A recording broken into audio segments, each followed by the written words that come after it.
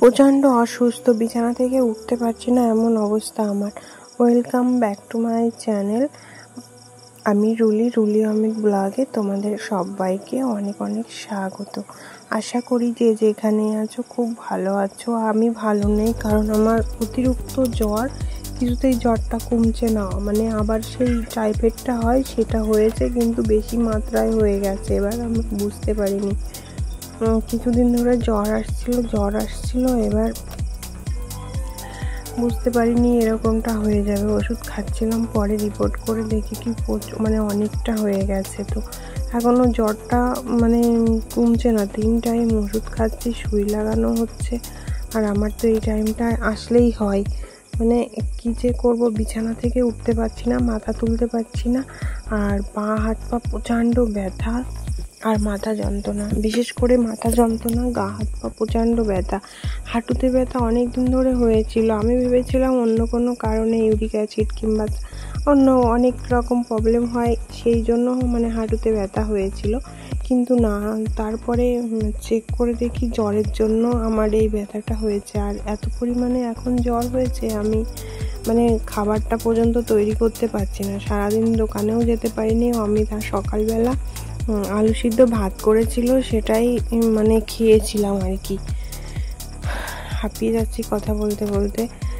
তো সেটাই খেয়েছিলাম। তো রাত্রিবেলা ও রুগী দেখার পরে বলল কি যে তুমি শুয়ে থাকো, তোমাকে কিছু করতে হবে না, আমি বাজার যাচ্ছি, একবারে তোমার ওষুধও তো আনতে হবে, আর এদিকে আমি খাবারটাও নিয়ে আসবো। তো দেখো, খাবার বলতে কি বিরিয়ানি নিয়ে এসেছে। আর জ্বরের মুখে আমার কিছু খেতেও পাচ্ছি না।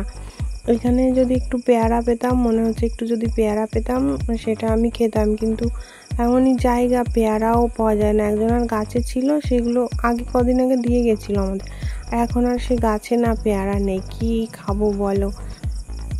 আমটা তাও খাই না, কিছু খেতেও পাচ্ছি না, মুখে কিছু ভালোই লাগছে না, একদম সেই কীরকম রুচি নেই কিছুতে। দেখো, অমিতের পাতে তুলে দিলাম, আমার খেতে মন চাইছে না। এবার একটু ঝাল মনে হচ্ছে, একটু ঝাল খাই, ঝাল খাই না লবণ খাই, কিছু বুঝতে পারছি না আমি। এতটা খারাপ লাগছে আমার। তো যাই হোক, কী করবো বলো, করে তো খেতেই হবে।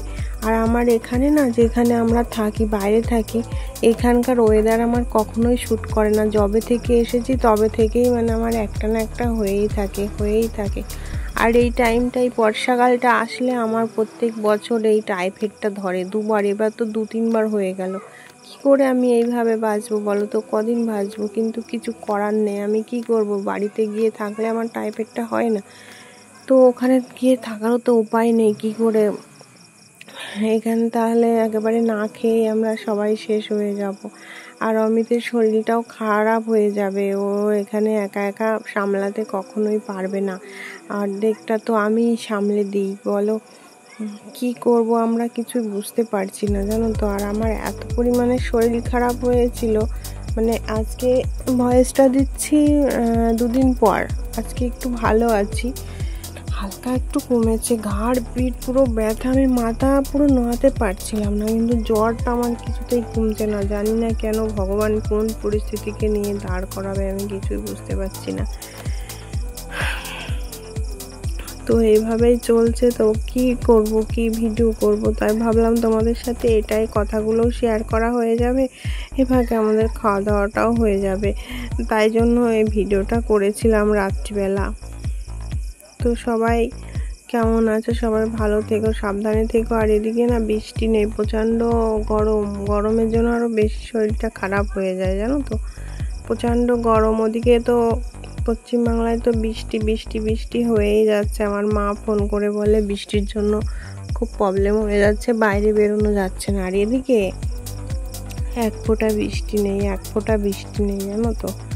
কি করব বলো? বৃষ্টি না হলে তো কিছু করার নেই। আর একদিন রাত্রিবেলা একটুখানি বৃষ্টি হয়েছিল, তারপরের দিনটা এতটা পরিমাণে গরম, আমার এই গরমে গা ঘেমে আরও তবিয়ত খারাপ হয়ে যাচ্ছে, শরীরটা খারাপ হয়ে যাচ্ছে, জানো তো। আর মাথা এত পরিমাণে যন্ত্রণা হয়, আমি সহ্য করতে পারছি না। 2-3বার করে মাথা ধুচ্ছি রাত্রিবেলা। অমিত মাথাটা ভালো করে ধুইয়ে দেয়, এতটা জ্বর সেদিন হয়েছিল, বলে বোঝাতে পারবো না। তো কী করবো। আর এখানকার বিরিয়ানিটা খুব একটা ভালোও না, মানে খুব একটা ভালো না বলতে ভালোই লাগে না। তো কী করবো। আর ওদিকে একটু শর্ট দেওয়ার জন্য ফেসবুকের একটু শর্ট ছাড়বো বলে বলছিলাম কি একটু ভিডিও করে দাও তো, একটু ভিডিও করে দাও তো, তাই আবার একটু ভিডিও করে দিচ্ছে। কি করব বলো, এগুলো পেশা হিসাবে বেছে নিয়েছি, এইগুলো তো আমাদের করতেই হবে, না করলে তো হবে না। এবার যতই কষ্ট হোক না কেন। আর এটাও একটা ভালো লাগার জিনিস, জানো তো, এটাও একটা ভালো লাগার জিনিস। এটা করলেও মন অনেকটা হালকা থাকে, মন অনেকটা ফ্রি থাকে। তো তোমাদের কেমন লাগে আমি জানি না, আমার কিন্তু মনটা অনেক হালকা লাগে, অনেক ফ্রি থাকি, অনেক সময় ভালোও লাগে, ভিডিও করতে অনেক সময় ভালো লাগে, আবার অনেক সময় খারাপও লাগে, ধুর কিছুই হচ্ছে না ফালতু। কিন্তু না, লেগে থাকতে হবে সব কিছুতে, মানে কষ্ট না করলে কোনো কিছুতেই সাকসেস হওয়া যায় না, এটা একদম বাস্তব। সেটা হলো যে কোনো কাজই হোক বা মানে কিছুই, ভালোবাসাই হোক, লেগে থাকতে হবে সব কিছু, যেন লেগে না থাকলে কিছুই হবে না, তাই না? তো দেখো, বলতে বলতে আমি খাওয়ার হয়ে গেছে, আমি অর্ধেকটা অমিতকে তুলে দিয়েছিলাম। অমিত বকছিল যে খেলে না কেন, আমি পেটে আর যাচ্ছে না, তাও এই বিরিয়ানি বলে একটু মানে খেলাম বলতে ভালো লাগলো। এমনিতে আমি বিরিয়ানি খেতে ভীষণই ভালোবাসি, তো আর এখানকারটা খুব একটা ভালো লাগে না, তবুও ঝাল মুখে মুখে খাচ্ছি, তো কি আর করবো বলো। চিকেন বিরিয়ানি নিয়ে এসেছিল, আর এখানে বেশি চিকেন বিরিয়ানি পাওয়া যায়, মাটন খুব একটা তৈরি করে না, মানে কোনো অকেশন আসলে তখন তৈরি করে, তাছাড়া আর খুব একটা করে না। আর এই চিকেন বিরিয়ানি খুব একটা ভালো লাগে না, মাটন বিরিয়ানি এনে কী করে খাবো, হয়তো ভালো করে সিদ্ধই করবে না ওরা। তো যাই হোক, কোনো ব্যাপার না, চলো। তো খাওয়া দাওয়ার ভিডিও দেখিয়ে দিলাম তোমাদের সাথে, কিছু কথাও শেয়ার করে দিলাম, কি করব বলো। তো সবাই ভালো থেকো, সুস্থ থেকো, আবার দেখা হবে নতুন একটা ভিডিওর সাথে। তোমরা সবাই খুব ভালো থেকো, সাবধানে থেকো, বাচ্চাদেরকে সাবধানে রেখো, এখনকার সময়টা খুবই খারাপ, আর আমার সময়টা তো সব সময়ই খারাপ যায়, কি আর বলবো। খারাপ করতে করতে শরীর খারাপ যবে থেকে আমি ইউটিউব শুরু করেছি তবে থেকেই তোমরা শুধু আমার মুখেই শোনো যে আমার শরীর খারাপ। ভালো আর কখনো হয়তো তোমরা শুনতে পেলে না, তোমাদেরও বলতে আমার শরম লাগে, কিন্তু কি করব, যেটা সত্যি সেটা তো সত্যিই বলো। আর এইভাবেই আমি চলছি, এই মানে এত বছর, কি করব। তার আগের থেকে আমার শরীর খারাপ থাকে, সেগুলো তো তোমাদেরকে বলা হয়নি। তো যাই হোক, রাখছি, সবাই ভালো থেকো।